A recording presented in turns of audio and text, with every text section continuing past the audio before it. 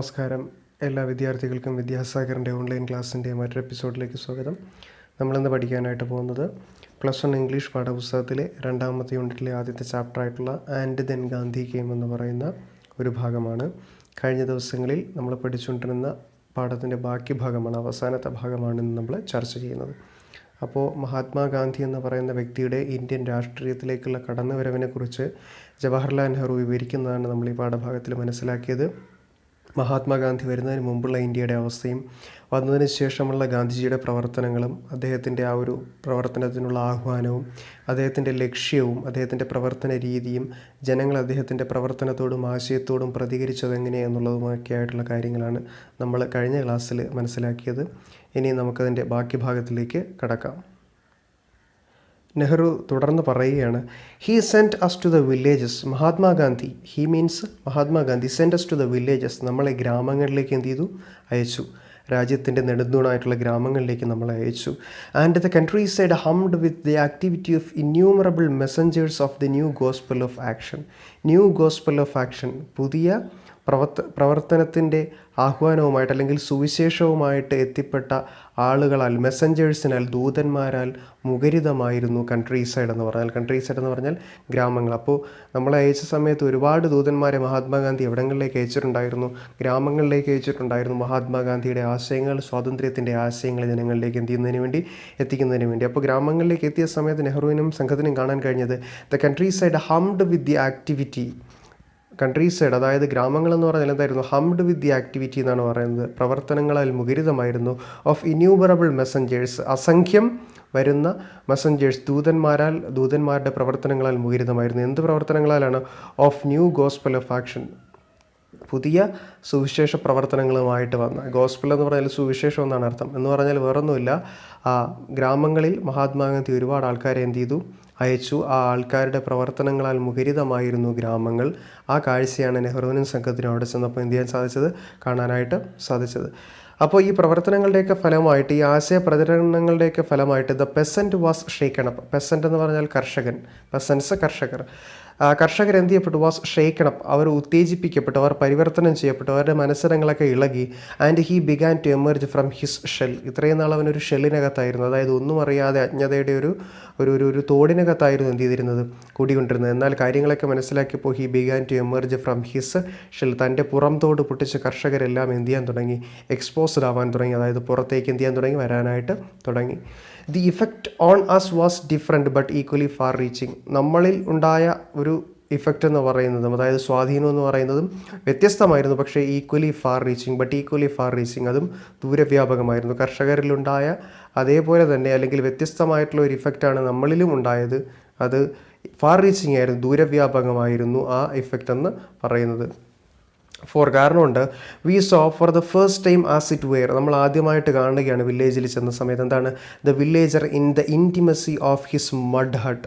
Mud hut എന്ന് പറഞ്ഞാൽ എന്താണ്? മണ്ണുകൊണ്ട് നിർമ്മിച്ച ആ വീടിനുള്ളിൽ കഴിയുന്ന ഗ്രാമങ്ങളിലെ, തീവ്രമായ ഗ്രാമങ്ങളിലെ, അതായത് കുഗ്രാമങ്ങളിലെ കർഷകരെ നമ്മൾ ആദ്യമായിട്ട് എന്ത് ചെയ്യുകയായിരുന്നു? കാണുകയായിരുന്നു. ആ കാഴ്ച നമ്മളിൽ ഉണ്ടാക്കിയ എഫക്റ്റ് എന്ന് പറഞ്ഞാൽ എങ്ങനെയുള്ളതായിരുന്നു?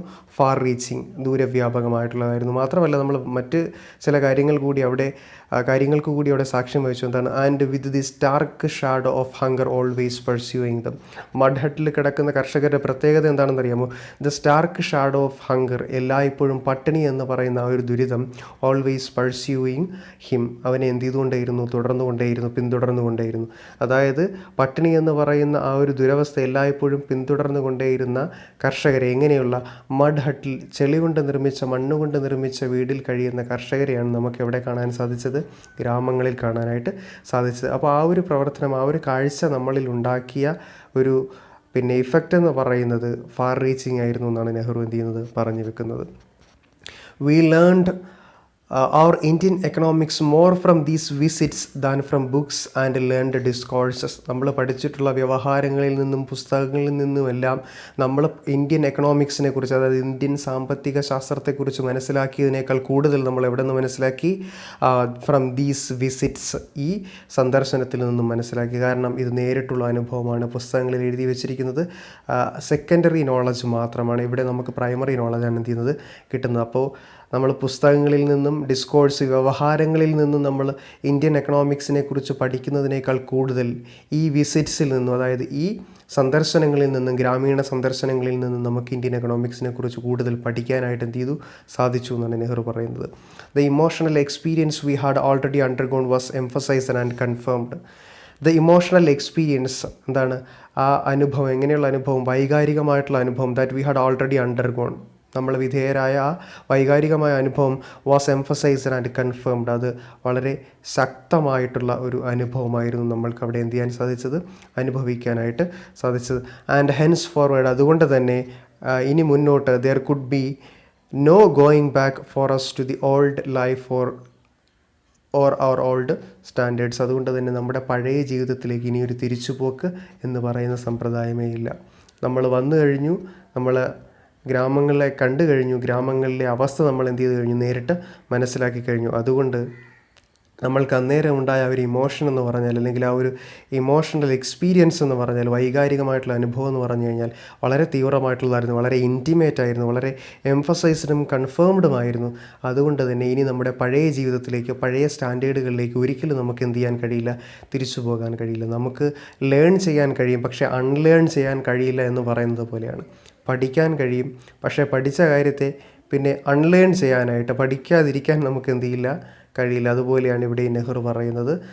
ഈ അവസ്ഥകൾ നേരിട്ട് കണ്ട് മനസ്സിലാക്കിയപ്പോൾ ഇനി നമുക്കൊരു തിരിച്ചുപോക്കില്ല നമ്മുടെ പഴയ ജീവിതത്തിലേക്ക്, പഴയ സ്റ്റാൻഡേർഡിലേക്ക് എന്ന് നെഹ്റു എന്ത് ചെയ്യുകയാണ്? പറയുകയാണ്. സോ മറ്റൊരു ചോദ്യം ചോദിക്കുകയാണ്. What was the idea of India which he was setting out to mould according to his own wishes and ideals? ഗാന്ധിജിയുടെ വിഷസിനും ഐഡിയൽസിനും അനുസരിച്ച്, ആഗ്രഹങ്ങൾക്കും ആശയങ്ങൾക്കും അനുസരിച്ച് ഗാന്ധിജി മോൾഡ് ചെയ്യാൻ ശ്രമിച്ച, അതായത് ഗാന്ധിജി നിർമ്മിച്ചെടുക്കാൻ ശ്രമിച്ച ഇന്ത്യയുടെ പ്രത്യേകത എന്തായിരുന്നു? അല്ലെങ്കിൽ എത്തരത്തിലുള്ള ഇന്ത്യയായിരുന്നു മഹാത്മാഗാന്ധി എന്ത് ചെയ്യാൻ ശ്രമിച്ചത്? ഉണ്ടാക്കിയെടുക്കാൻ ശ്രമിച്ചത്, അല്ലെങ്കിൽ നിർമ്മിച്ചെടുക്കാനായിട്ട് ശ്രമിച്ചത്? അതിനുള്ള ഉത്തരവും ഗാന്ധി തന്നെ നൽകുന്നുണ്ട്. ഇതാണ്: I shall work for an India in which the poorest shall feel that it is their country. Mahatma Gandhi പറഞ്ഞാണ്, I shall work for India, ഞാൻ ഒരു ഇന്ത്യയെ നിർമ്മിക്കാൻ ശ്രമിക്കുകയാണ്. എങ്ങനെയുള്ള India? In which the poorest, ഏറ്റവും പാവപ്പെട്ടവൻ, ഷാൾ ഫീൽ, അവനും തോന്നണം എന്താണ്? That this is their country, ഇത് അവരുടെ രാജ്യമാണ് എന്ന്, അല്ലെങ്കിൽ ഇത് അവരുടെ രാജ്യം കൂടിയാണ് എന്ന് ഈ നാട്ടിലെ ഏറ്റവും ദരിദ്രനായിട്ടുള്ള മനുഷ്യനും എന്ത് ചെയ്യണം? തോന്നണം. ഇൻ ഹൂസ് മേക്കിംഗ്, ആ രാജ്യത്തിൻ്റെ നിർമ്മിതിയിൽ they have an effective voice, അവർക്കും സുനിശ്ചിതമായിട്ടുള്ളൊരു ശബ്ദമുണ്ട്, അവർക്കും പിന്നെ പ്ലേ ചെയ്യാനായിട്ടൊരു പാർട്ടുണ്ട്, ഒരു റോളുണ്ട് എന്ന് മനസ്സിലാക്കുന്ന ഒരു രാജ്യത്തിന് വേണ്ടിയാണ് ഞാൻ എന്ത് ചെയ്യുന്നത്? വർക്ക് ചെയ്യുന്നത്. And India in which there shall be no high classes and low classes of people, ഉന്നതരെന്നോ നീചരെന്നോ ഉയർന്നവരെന്നോ താഴ്ന്നവരെന്നോ എന്ത് ചെയ്യാതെ, വ്യത്യാസമില്ലാതെ ജനങ്ങളെ കാണുന്ന ഒരു രാജ്യത്തിന് വേണ്ടിയിട്ടാണ് ഞാൻ എന്ത് ചെയ്യുന്നത്? പണിപ്പെടുന്നത്. And India which all communities in which all communities shall live in perfect harmony. എങ്ങനെയുള്ളൊരു ഇന്ത്യക്ക് വേണ്ടിയാണ് ഞാൻ പണിപ്പെടുന്നതെന്ന് അറിയാമോ? ഇൻ വിച്ച് ഓൾ കമ്മ്യൂണിറ്റീസ്, എല്ലാ സമുദായങ്ങളും shall live in perfect harmony, സ്വരച്ചേർച്ചയിൽ ഒരമ്മ പെറ്റ മക്കളെ പോലെ കഴിഞ്ഞു പോകുന്ന ഒരു ഭൂമിക്ക് വേണ്ടിയാണ് ഞാൻ എന്ത് ചെയ്യുന്നത്? വർക്ക് ചെയ്യുന്നത്. അങ്ങനെയുള്ളൊരു ഇന്ത്യയാണ് ഞാൻ എന്ത് ചെയ്യാൻ ശ്രമിക്കുന്നത്? ഉണ്ടാക്കിയെടുക്കാനായിട്ട് ശ്രമിക്കുന്നത്. ഇതായിരുന്നു the idea of India that Gandhi had. ഗാന്ധിക്കുണ്ടായിരുന്ന ഇന്ത്യ എന്ന് പറയുന്ന സങ്കല്പം ഇതായിരുന്നു. There can be no room in such an India for the curse of untouchability or the curse of intoxicating drinks and drugs. അങ്ങനെയുള്ളൊരു ഇന്ത്യയിൽ എന്ത് പാടില്ലെന്നാണ് പറയുന്നത്? There can be no room in such an India for the curse of untouchability. തൊട്ടുകൂടായ്മ, തീണ്ടിക്കൂടായ്മ എന്ന് പറയുന്ന സാമൂഹിക വിപത്തിന് യാതൊരുവിധ സ്ഥാനവും ഇല്ലാത്തൊരു ഇന്ത്യയാണ് എൻ്റെ സ്വപ്നം.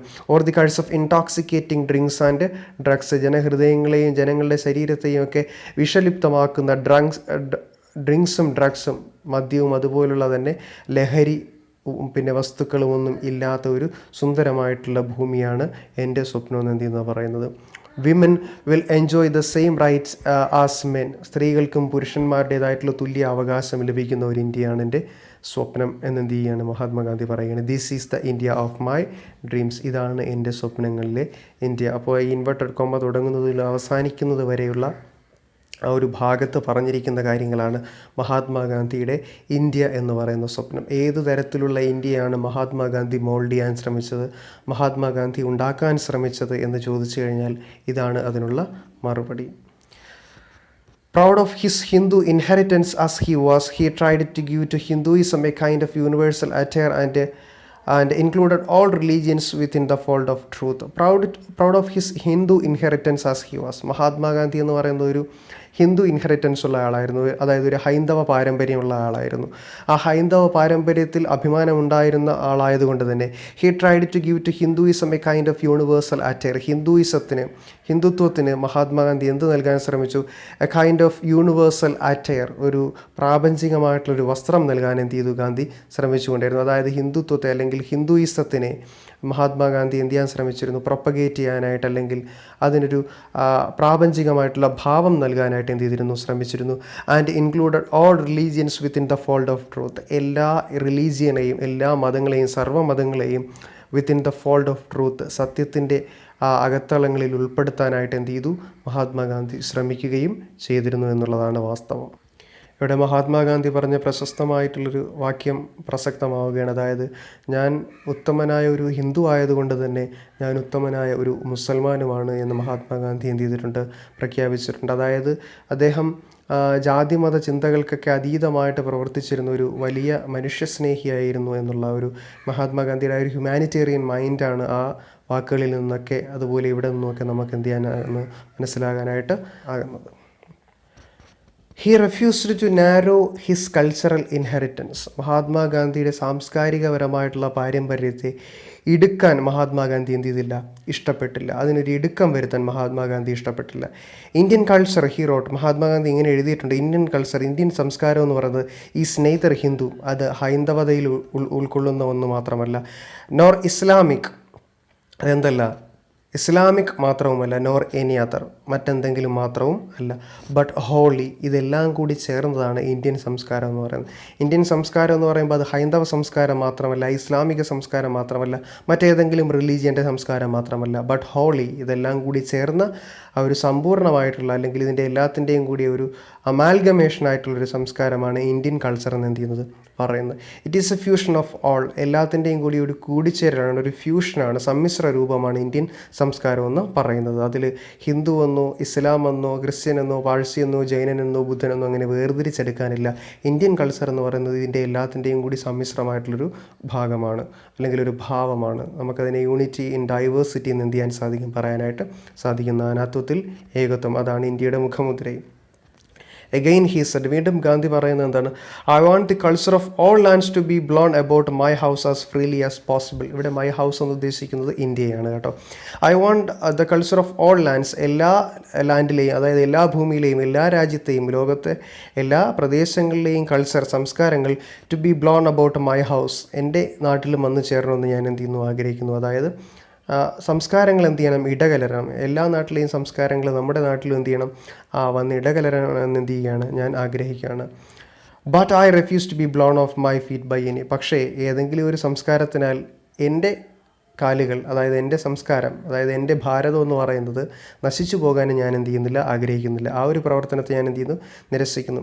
എല്ലാ രാജ്യത്തിൻ്റെയും സംസ്കാരങ്ങൾ നമ്മുടെ രാജ്യത്തേക്ക് കടന്നു വരണമെന്ന് ഞാൻ എന്ത് ചെയ്യുന്നു? ആഗ്രഹിക്കുന്നു. എന്നാൽ നമ്മുടെ തനതായ സംസ്കാരത്തെ ആ കടന്നു വരുന്നത് വിഴുങ്ങാൻ ഞാൻ എന്ത് ചെയ്യുന്നില്ല? ആഗ്രഹിക്കുന്നില്ല. കടന്നു വരുന്ന സംസ്കാരം വിഴുങ്ങാൻ ഞാൻ എന്ത് ചെയ്യുന്നില്ല?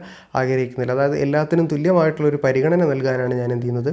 ആഗ്രഹിക്കുന്നത്. ഒരു അധിനിവേശം ഉണ്ടാകുന്നതിനെ ഞാൻ എന്ത് ചെയ്യുകയാണ്? തീർത്തും എതിർക്കുകയാണ്. ആ ഒരു ഐഡിയോളജിയെ ഞാൻ നിരസിക്കുകയാണെന്നാണ് മഹാത്മാഗാന്ധി എന്ത് ചെയ്യുന്നത്? പറഞ്ഞിട്ടുള്ളത്. I refuse to live in other people's houses as an interloper, a beggar or a slave. I refuse to live, ഞാൻ ഇഷ്ടപ്പെടുന്നില്ല. എന്താണ്? To live in other people's houses, മറ്റുള്ളവരുടെ വീട്ടിൽ പോയി ഞാൻ എന്ത് ചെയ്യാൻ, താമസിക്കാനായിട്ട് ഞാൻ എന്ത് ചെയ്യുന്നില്ല? ഇഷ്ടപ്പെടുന്നില്ല. ആസ് എൻ ഇൻ്റർലൂപ്പർ, അതായത് ഒരു നുഴഞ്ഞു കയറ്റക്കാരനായിട്ട്, എ ബെഗർ, ഒരു ഭിക്ഷക്കാരനായിട്ടോ, ഓർ എ സ്ലേവ്, ഒരു അടിമയായിട്ടോ മറ്റുള്ളവരുടെ വീട്ടിൽ ജീവിക്കാൻ ഞാൻ എന്ത് ചെയ്യുന്നില്ല? ആഗ്രഹിക്കുന്നില്ല. എന്ന് പറഞ്ഞാൽ മറ്റുള്ള സംസ്കാരത്തിന് അടിപ്പെട്ട് ജീവിക്കാനായിട്ട് ഞാൻ എന്ത് ചെയ്യുന്നില്ല? ആഗ്രഹിക്കുന്നില്ല. എനിക്ക് എൻ്റെ സംസ്കാരം എന്ന് പറയുന്നൊരു സംഗതിയുണ്ട്.